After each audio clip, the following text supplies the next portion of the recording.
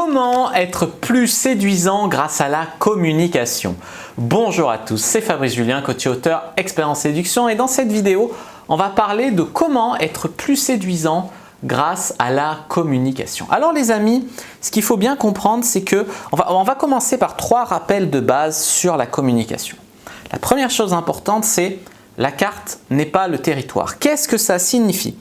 Eh bien, ça veut dire qu'il faut comprendre, comme en physique, tu vois, en physique, on crée des modèles, des formules pour approcher la vérité. Avec les mots, c'est pareil. Un mot, une façon de parler, une phrase, c'est pour désigner ce qu'on a dans la tête, mais on approche la vérité. Il n'y a pas forcément un mot exact pour ce qu'on veut dire. Et ça veut dire quoi? Ça veut dire qu'il y a un écart entre ce qu'on veut dire, ce qu'on dit. Ensuite, il y a un écart entre ce qui est entendu et ce qui est compris par l'autre. Donc, il y a un écart entre ce qu'on pense dire et ce que l'autre entend, comprend. Ça, c'est la première chose à comprendre. La deuxième chose à comprendre, c'est que tout est perception dans le monde, et même ce que vous pensez le plus ne pas remettre en cause peut l'être. C'est une affaire de perception. Dans le livre « Comment se faire des amis », eh bien, en fait, il explique que même les pires criminels pensent faire bien dans leur monde. Il y en a beaucoup, ils pensent même dévaliser une banque. Ils pensent que c'est pour le bien, ils arrivent à se raconter une histoire comme quoi c'est pour le bien. Et bien, c'est pareil, même les choses que tu peux prendre le plus à cœur, genre la couleur bleue, et bien pour un daltonien, ça peut ne pas être bleu, c'est autre chose. Et ça, c'est un truc que tu peux prendre pour acquis. Mais tu parles à une personne daltonienne, elle ne va pas comprendre.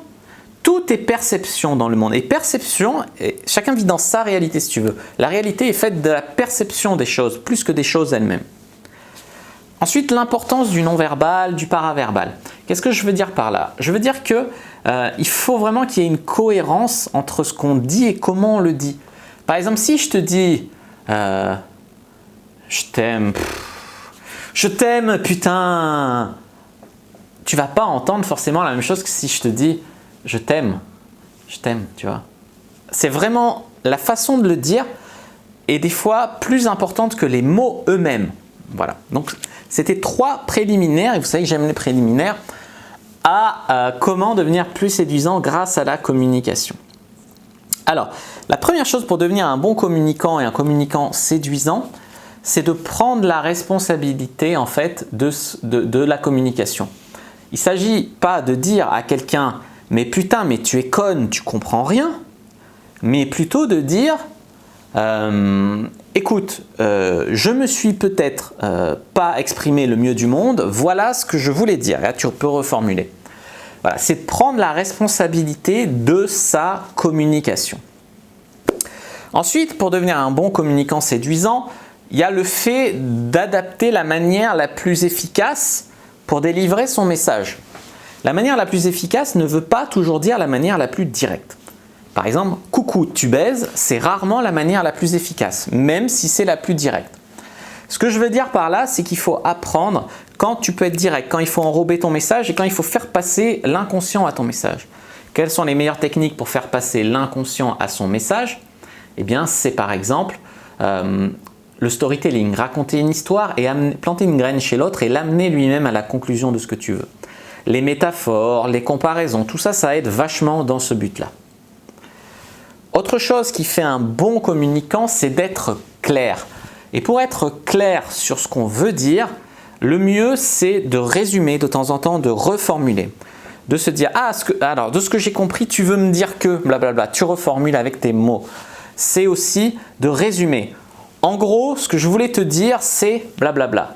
Résumer, reformuler, ça permet que le message dit soit plus proche possible du message compris.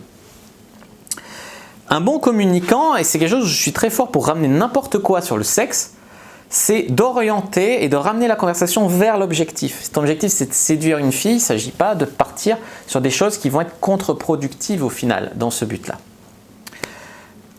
Autre point, épurer sa conversation de tout ce qui sert à rien, et je pense notamment aux personnes qui sont en mode voilà, les trucs comme ça sert à rien, épurer au maximum. Alors, moi aussi, des fois, j'en dis des évidemment, mais épurer au maximum, ça va faire déjà une différence. Ensuite, utilisez le toucher, notamment le toucher prétexte ou le toucher, voilà, tu as dit un truc, je te dis bonjour, je rigole à ta blague, je veux voir ta montre, enfin le toucher prétexte. Et en fait, voir le feedback de la personne. Mais le toucher, c'est quelque chose qui crée un lien souvent avec l'autre personne. On dit le courant passe, ben, le toucher permet souvent de le faire passer encore plus. Et par exemple, fais attention par exemple, aux gens qui te mettent la main sur l'épaule, c'est plus de la dominance. La façon dont tu serres la main aussi, ça peut être des vecteurs de dominance. Mais ça ne veut pas dire qu'il faut refuser, c'est-à-dire juste en avoir conscience. En gros, le feedback, quand tu touches une fille, toucher prétexte, c'est ce qu'elle aime, est-ce qu'elle en veut plus, est-ce qu'elle se rapproche, est-ce qu'elle s'éloigne. Ça peut dépendre de la personne, de son attirance pour toi, mais ça peut aussi vouloir dire juste que c'est pas le moment, il faut mettre un peu plus de confort. Ça peut aussi dépendre de la culture, genre souvent en Asie ou quoi, on en parle souvent, les gens sont un peu plus farouches au toucher et il y a d'autres pays plus chauds, les pays un peu du sud, tu vois, généralement, hein, je caricature, mais les pays du sud où les gens vont être beaucoup plus tactiles sans que forcément ça veuille dire la même chose que pour un asiatique par exemple, ou pour quelqu'un des pays du nord globalement. Voilà les amis. Ensuite, il y a la notion d'espace personnel. L'espace intime, en fait, on a plusieurs rayons, si tu veux. On a la zone intime où on laisse vraiment rentrer que les personnes voilà, qu'il faut vraiment être attiré ou les aimer. Genre, si je mets ma tête là de toi, peut-être que tu vas te sentir oppressé, tu vois. Il y a la distance sociale et puis il y a, voilà, il y a la distance. Et donc, en fait, l'idée, c'est au début de se mettre, je sais pas moi, ce que ça va en gros au début 1 mètre, puis après rentrer de plus en plus près, de se faire apprivoiser, peut-être même des fois de rapprocher, repartir, etc. pour habituer la personne à sa présence. Les silences, souvent on en parle, mais les silences, il ne faut pas avoir peur des silences, c'est une manière de jouer avec la tension sexuelle, c'est une manière de voir si la fille va trouver un sujet de conversation, faire des efforts pour renchérir, ce qui serait un signe d'intérêt. Les silences, il ne faut pas en avoir peur et même faire des pauses volontairement, par exemple pour dire quelque chose d'important, pour accentuer quelque chose qu'on veut dire, tu vois, et ça fait un bon communicant. C'est bien par exemple de faire une pause aussi quand on a besoin de respirer. Des fois tu vas voir une fille, tu es stressé, ça te prend un peu la gorge, au lieu de coucou ça va, au lieu de parler comme ça, juste tu vas jouer là-dessus pour mettre plus de suspense, plus d'attente.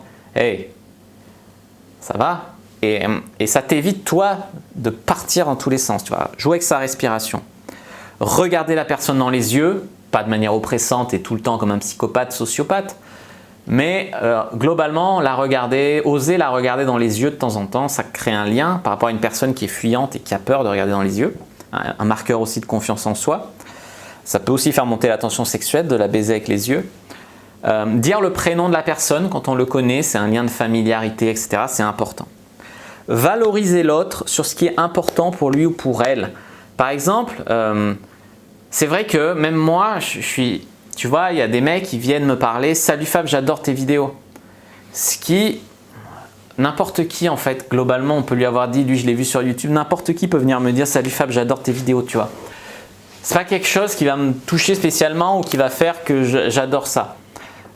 Et c'est difficile parce que je suis déjà reconnaissant des gens qui me disent ça. Mais je suis humain, quoi. Je vais préférer quelqu'un qui va me dire « J'ai adoré telle vidéo parce que ça a déclenché ça chez moi », par exemple.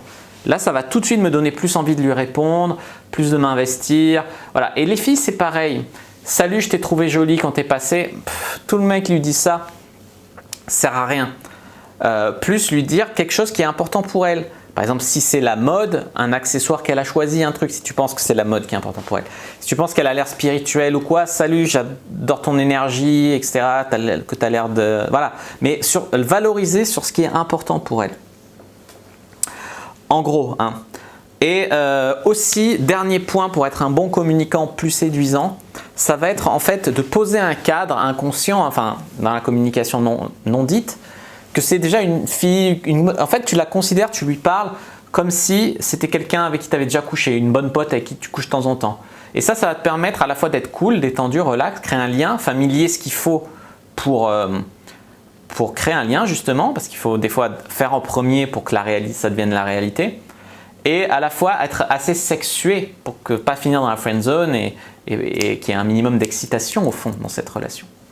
Voilà les amis ce que je voulais vous dire sur comment être séduisant grâce à la communication, comment devenir un bon communicant séduisant. J'espère que cette vidéo vous a plu, si c'est le cas n'hésitez pas à mettre un like sous la vidéo, à commenter si vous avez des questions, je répondrai avec grand plaisir, à lire l'article en rapport avec cette vidéo où je détaille tout beaucoup plus, à partager cette vidéo avec vos amis, à télécharger le guide gratuit dans la description, rejoindre le groupe privé La Communauté de la Cyprine. Ça fait des choses à faire, vous me dites, mais ça vaut le coup, tous les cadeaux que je vais vous donner par mail, dans le groupe, les gens qui partagent, qui parlent entre eux, etc. Moi, je vous dis à bientôt et que le dieu de la séduction soit avec vous.